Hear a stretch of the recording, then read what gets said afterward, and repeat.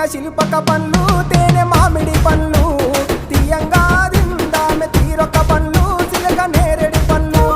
కాపంలో ఇచ్చిన మక్క కంకులు అవి పాల కంకులు కాల్చుకొని తిందాము కందికాయలు పచ్చి పల్లికాయలు గుజారి గుజారి మామిళ్ళ కిందో నల్ల మామిళ్ళ కింద కుసుమరోళ్ళేసిన కుందన బొమ్మ అది కుందన బొమ్మ